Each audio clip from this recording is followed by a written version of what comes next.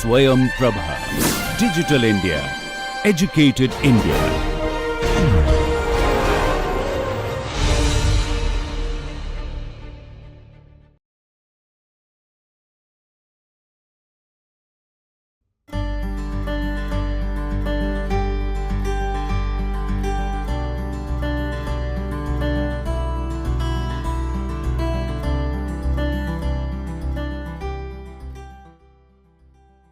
Today, we shall look at 18th century temples from the northwestern Deccan.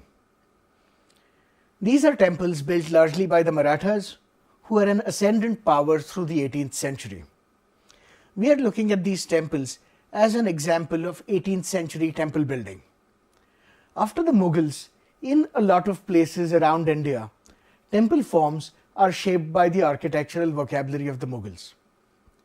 The Marathas have a very different tradition in that they have the Bhumija style temples of the Yadavas.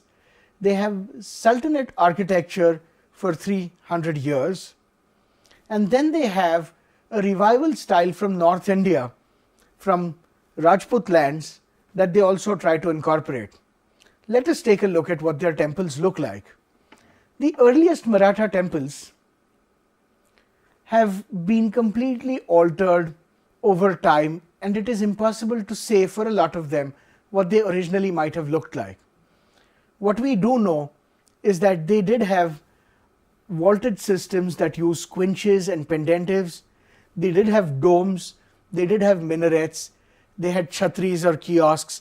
They had again a number of elements that you would associate typically with Islamic architectural forms.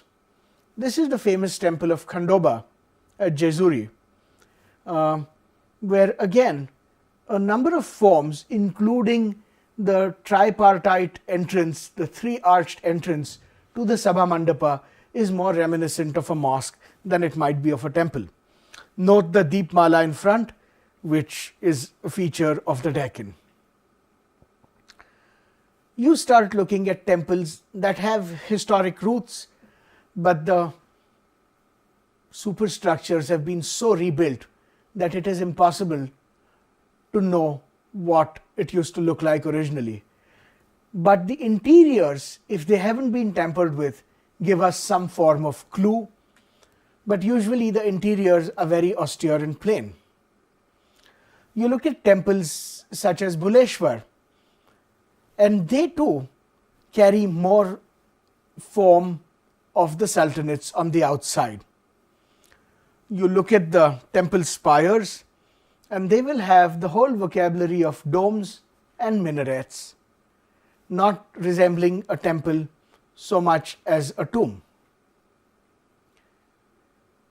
You will have new structures built around, but these too will replicate what seems to be the fashion of the region, that is to say, of Sultanate architecture. The finials on top, sometimes even the shikharas, the amalakas, will be transformed into domical shapes that have very little to do with true traditional temples of the first millennium CE. In the Bhuleshwar temple is enclosed a Yadava temple, something that we have seen earlier. The Marathas do a lot of revival of old temples, the Jirnoddhara, and therefore they will take old temples which have fallen into disuse and build exoskeletons around them, encase them in completely new built forms. So as I said, on the inside you might see an older traditional temple, but on the outside you see a completely new temple. In the 18th century, late 17th century, you also see an attempt at trying to revive a temple form that they know is very old, that of the Bhumija temples. And here is a much later retake on a Yadava Bhumija temple. So while it is Bhumija in its overall form, it is certainly not a Yadava temple. If you look at the two pilasters on the corners, they completely are borrowed from the Mughal baluster columns of the 18th century and also of the 17th. This is what the temple looks like from a distance. Again, a hodgepodge of Mughal architectural elements, of Sultanate architectural elements that are put together in ways to recreate the overall form of a Yadava temple. You look at early Maratha temples such as Kashi Vishveshwar in Satara district. Again, the customary Deepmal. It's a temple built on a ghat on a riverside, but the spires are completely of a new order. If you look at the temple, the bottom is built in stone to make it look traditional, and the top is built in brick, and there is no attempt at making it look traditional. And this probably is an idea that comes out of repairing and restoring older Yadava temples, such as the one at Bhuleshwar that we saw.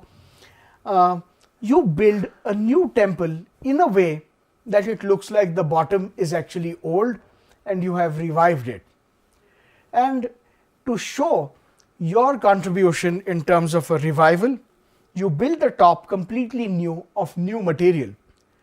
So traditional material and a false traditional form at the bottom, new material and a completely new form on the top.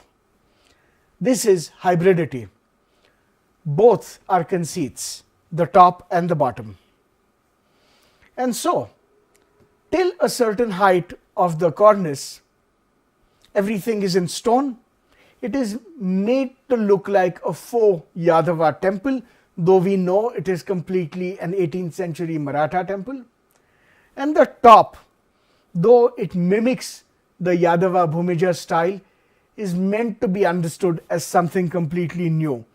Particularly if you look at the edicules on the sides, the square kutas with the Bangla roofs that the Mughals popularize. If you look at the columns inside, what had appeared to be an older temple suddenly manifests itself as new. While there are elements of these columns that have things in common with Yadava columns, a number of these ornaments are completely new. Look at the chunky blocky sculpture on top, really a hallmark of Maratha sculpture. So again, elements of Yadava columns completely made anew but composed in new ways. These are new 18th century columns on the inside of the temple. Carvings of various kinds that you would never have seen in older temples. And then you have another type of temple, and we'll look at all these styles that you see in the mid 18th century, where there is no attempt at doing anything old. It is a temple that is to be understood as a new temple of its times. All you have are a number of edicules that rise to a conical top. Now, a number of these 18th century temples are in clusters, such as this place called Hatti Ghat in Limd. Nearby is this temple of Koteshwar, another fine example of an 18th century temple that does not try to mimic anything from the past. Note very carefully that the bottommost tier of the Shikhara has 5 edicules that are square. On top of it is a 12-sided drum with blank windows.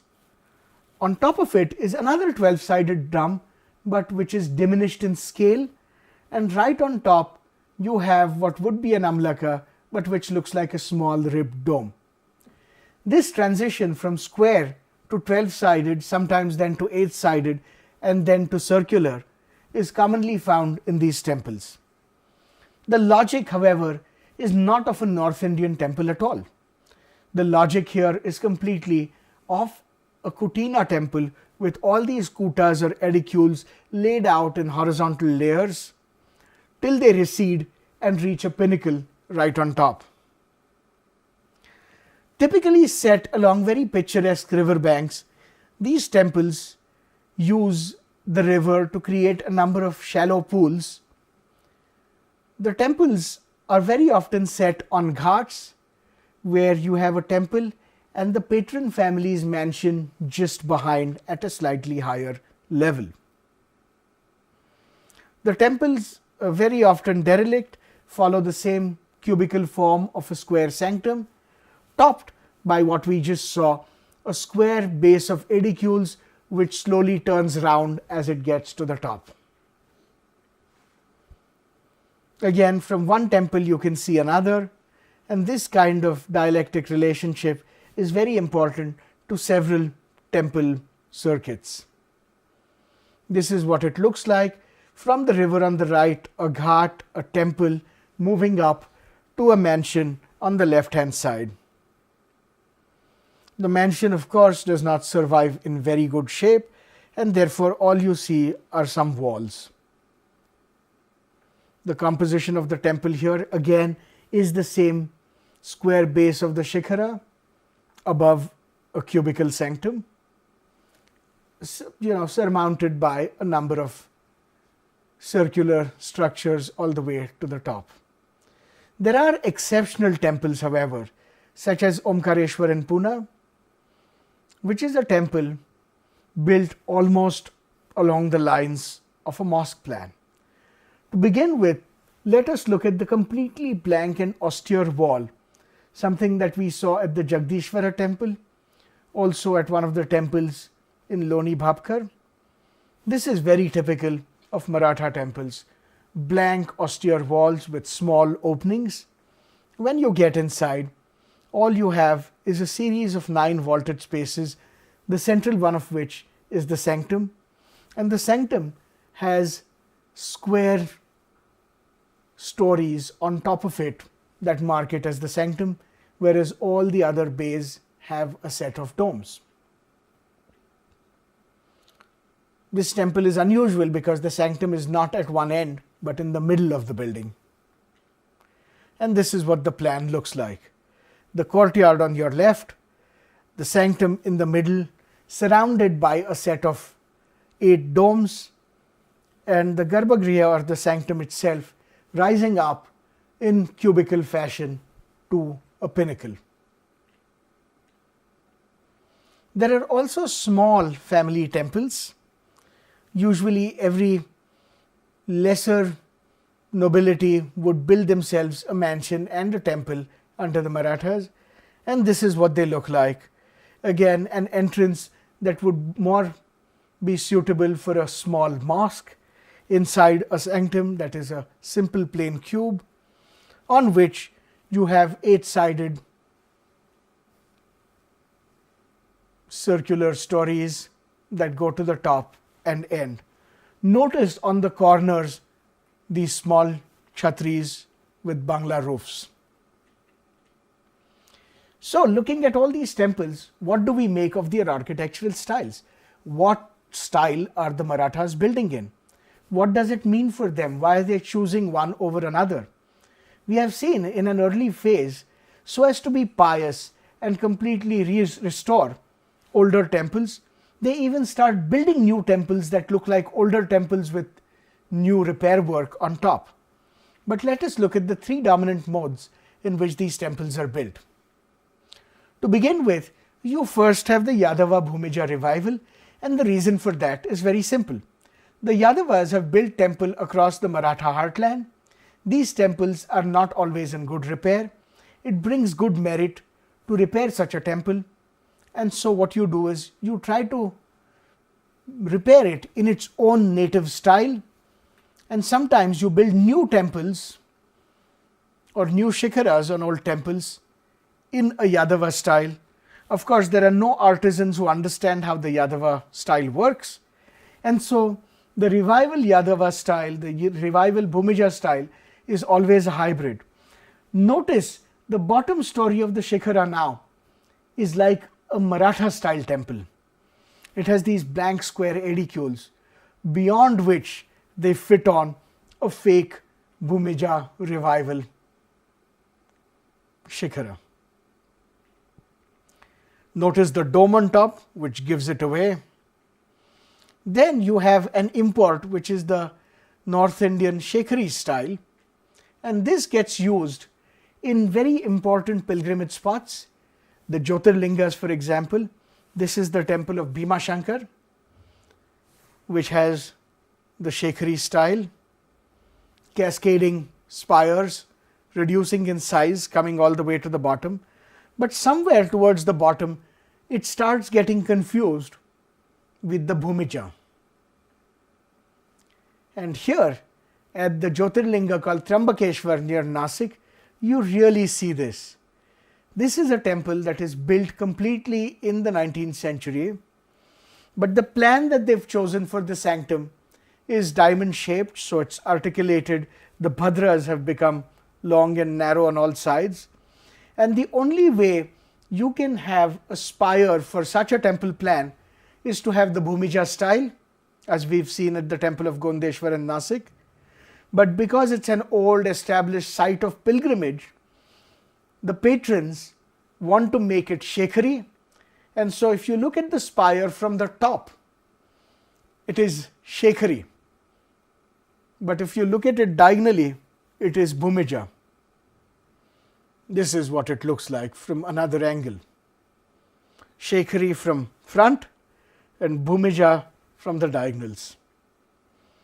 You have similar kinds of temples being built everywhere, such as the Ghats as Nasik. But while here the spire, the Garbhagriha, has a roof that is Shekhari, in front of it the Sabha Mandapa borrows on a different Central Indian style, and right at the corners you have something that's straight out of the Mughals.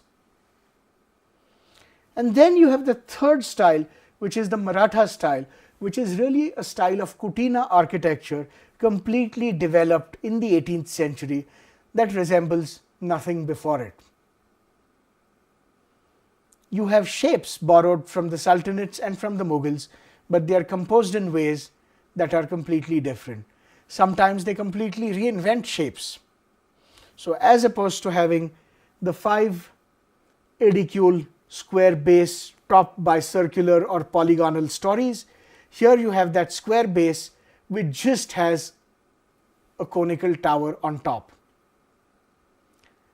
And the commonest is to have these kinds of towers with 4 minarets at the 4 corners and a dome in place of an amlaka. So the logic of this shikhara is that of a South Indian temple. Some of the elements, such as the dome and the 4 minarets, come out of the Sultanates, and the individual edicules on every story are straight out of a Mughal architectural vocabulary with the curvilinear Bangla roof. And here you have examples of smaller shrines. This is at the fort of Kolaba outside of Alibag. You have bigger temples with the same kinds of arrangements, but the logic is the same. Step tiers with edicules rising all the way to a small amlaka. And here you have variants on the same, where instead of making polygons on top, you have squares rising all the way to the top with a dome right. Now you start looking at Muharram processions in Western India, and the taziyas that they build start looking exactly like these temples. The Muharram procession was part of a secular celebration. Muharram was not exclusively Muslim. It was also celebrated as Imam Jayanti in Bombay. We have lots of accounts of a carnival-like atmosphere during Muharram, in which these big taziyas were taken out in procession and immersed into the water eventually. If you look at these taziyas, they resemble in form a lot of the Maratha temples. And in fact, it is important to note that this is again a regional style, not limited to religion, but something that everybody does. This is how you mark power, piety, and religious devotion, whether it be a temple or a Muharram procession.